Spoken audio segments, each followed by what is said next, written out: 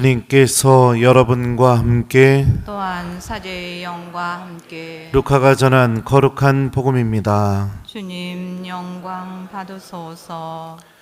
엘리사벳은 해산달이 차서 아들을 낳았다. 이웃들과 친척들은 주님께서 엘리사벳에게 큰 자비를 베푸셨다는 것을 듣고 그와 함께 기뻐하였다. 8일째 되는 날 그들은 아기의 할례식에 갔다가 아버지의 이름을 따서 아기를 즈카리아라고 부르려고 하였다. 그러나 아기 어머니는 안 됩니다. 요한이라고 불러야 합니다. 하고 말하였다. 그들은 당신의 친척 가운데에는 그런 이름을 가진 이가 없습니다 하며 그 아버지에게 아기의 이름을 무엇이라 하겠느냐고 손짓으로 물었다. 즈카리아는 글 쓰는 판을 달라고 하여 그의 이름은 요한이라고 썼다. 그러자 모두 놀라워하였다. 그때 즈카리아는 즉시 입이 열리고 혀가 풀려 말을 하기 시작하면서 하느님을 찬미하였다. 그리하여 이웃이 모두 두려움에 휩싸였다. 그리고 모든 일이 유다의 온 산악지방에서 화제가 되었다. 소문을 들은 이들은 모두 그것을 마음에 새기며 이 아기가 대체 무엇이 될 것인가 하고 말하였다. 정녕 주님의 손길이 그를 보살피고 계셨던 것이다. 주님의 말씀입니다. 그리스도님 찬미합니다. 오소서 성령님, 정녕 주님의 손길이 그를 보살피고 계셨던 것이다. 안녕하세요. 오늘 복음을 보게 되면 세례자 요한의 이 할례식 이야기가 나오죠. 근데 엘리사벳은 6개월 동안에 이 사람들의 시선을 벗어나서 하느님께서 마련하신 이 시선 안에 머물면서 하느님께서 이루어 주신 그 신비에 대해서 깨닫게 됩니다. 또 믿음이 없던 즈카리아도 9개월 동안에 10개월 아이 낳는데요. 그 정도 걸리죠. 침묵 속에서 하느님의 뜻이 무엇인지를 깨닫게 되죠. 특히 오늘 복음에는 안 나오지만 즈카리아가 입이 풀려서 하느님께 찬미를 드렸다고 하는데 그 찬미의 내용, 즈카리아의 내용을 보게 되면 즈카리아는 세례자 요한을 두고 이렇게 노래를 합니다. 아기야, 너는 지극히 높으신 분의 예언자라고 불리고 주님을 앞서가 그분의 길을 준비하리니 죄를 용서받아 구원됨을 주님의 백성에게 깨우쳐 주려는 것이다. 침묵 속에서 하느님의 뜻을 알아듣게 된 거죠. 그리고 세례자 요한이 어떤 삶을 살 것인지, 그리고 하느님께서 세례자 요한 안에서 어떤 일을 시작하시려고 하는지 정확하게 즈카리아는 알게 됐습니다. 그리고 믿음이 생기게 됐죠. 모든 사람들이 아기의 이름을 즈카리아라고 하려고 했더니 당시의 관습대로 믿음을 갖게 된 특히 이 엘리사벳과 즈카리아는 아기의 이름을 뭐라고 얘기하느냐?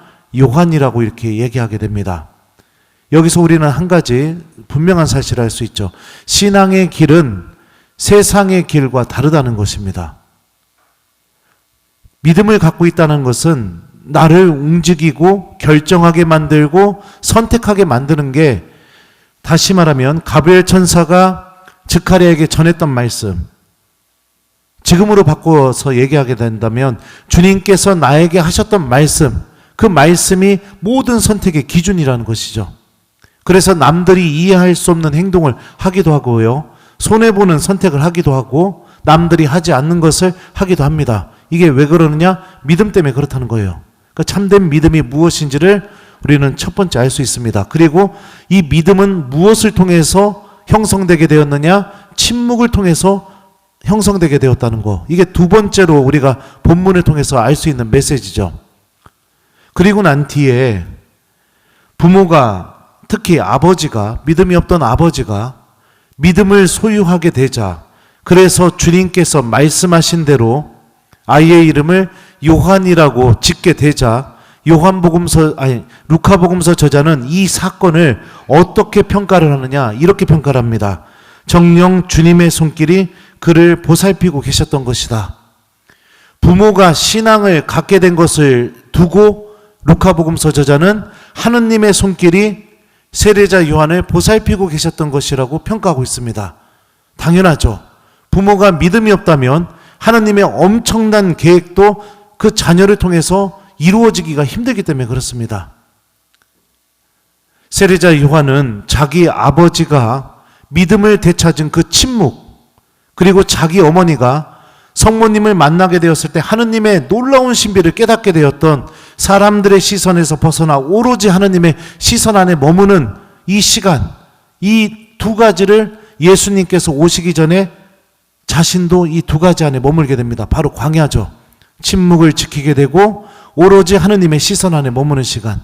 이 시간을 통해서 주님의 뜻을 알아듣고 주님께서 나에게 무엇을 원하시는지, 내가 어떤 일을 해야 되는지 그 안에서 예수님의 오심을 준비하고 배워나가게 되죠. 부모로부터 물려받은 이 신앙이 자녀 안에서 열매를 맺게 된 것입니다. 여러분들의 자녀가 하느님의 특별한 손길로 보호받기를 원한다면 정말로 중요한 것은 무엇이냐? 내가 신앙인이 되는 것입니다.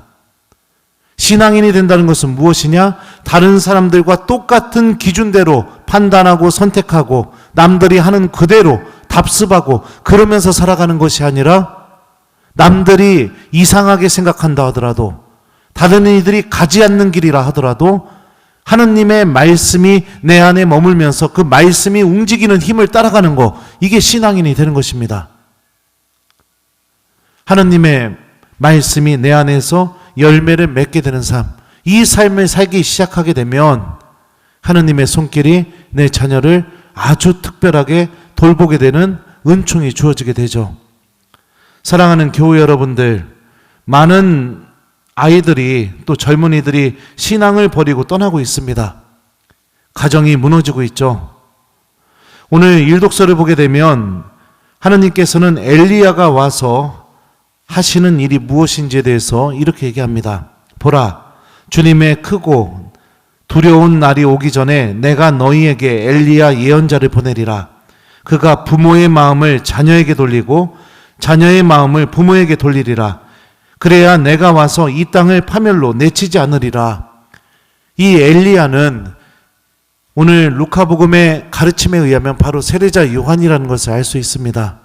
그리고 하느님께서는 예수님의 탄생을 통해서 정말로 바라시는 게 뭐냐? 아버지, 어머니의 마음이 자녀에게 돌아가게 되고 자녀들의 마음이 어머니, 아버지에게 돌아가서 가정이 믿음을 갖고 그리고 하느님 안에서 성가정을 이루는 것, 이게 정말로 하느님께서 바라시는 일이 아닐까, 오늘 말씀을 통해 그렇게 생각해 봅니다. 가정이 기도하기 어려운 곳이 돼버렸고 가정이 사랑을 나누기가 어려운 곳이 됐습니다. 가정이 서로를 위로해주고 서로에게 용기를 불어넣어 주는 장소가 되는 것이 너무나 어려운 곳이 돼버렸어요. 그냥 무관심, 그리고 원망, 서로에 대한 비난, 이런 것들만 가정 안에 머물고 있다면 예수님께서 우리에게 오신다 하더라도, 복음이 전해진다 하더라도 하느님의 은총이 정말로 맺어지기가 어려웠겠죠. 스가랴와 엘리사벳이 믿음을 되찾고 하느님의 신비를 깨닫게 된 방법에 여러분들 귀를 기울여 봤으면 좋겠습니다. 침묵과 하느님의 시선 안에 머무는 시간. 방법이 더뎌 보일지 모르겠지만 우리가 이 방법을 선택하게 된다면 우리들 가정 안에서도 믿음이 회복이 되고 자녀들도 하느님의 특별한 손길로 보호를 받게 될 것이고, 그리고 하느님께서 정말로 기뻐하시는 성가정을 이루어 나갈 수 있을 거라고 오늘 말씀은 우리에게 메시지를 건네고 있죠. 그래서 여러분들, 이런 숙제 주기도 참 고민돼요. 가족들과 함께 저녁 기도해라. 이거는 불가능한 숙제죠. 네. 저 어렸을 때만 해도 부모님과 함께 기도하는 건 당연한 거였는데 참 안타깝습니다. 그래도 여러분들 한번 해봤으면 좋겠습니다. 주무시기 전에 허락된다면 가족들과 함께 저녁 기도든 주님의 기도든 여러분들이 어떤 기도가 됐던 성호경을 긋고 좀 오늘 하루를 마무리하면서 하나님께 은총을 청하는 그 시간을 가져보는 거, 이거를 숙제로 드릴 테니까 한번 잘 실천해 보셨으면 좋겠습니다. 그리고 막 안 한다고 난리치고 막 그러면은 마음속으로 여러분들 혼자서라도 기도하시면서 마음속으로라도 그 믿음을 잃어버린 그 가족들을 주님께 봉헌하면서 자비를 청하면서 꼭 기도로 오늘 하루를 마무리해 보셨으면 좋겠습니다. 하느님의 특별한 손길이 내 자녀들을 돌보는 것은 돈도 아니고 내 자녀가 좋은 대학 가는 것도 아니고, 그건 무엇이냐? 부모가 믿음을 회복하는 것. 그게 하나님의 손길이 내 자녀를 특별하게 돌보는 것이라고 오늘 말씀이 이야기하는 이 메시지를 귀 기울여 봤으면 좋겠어요. 그리고 오늘 숙제 용기 내서 한번 잘 해보셨으면 좋겠습니다. 정녕 주님의 손길이 그를 보살피고 계셨던 것이다. 아멘.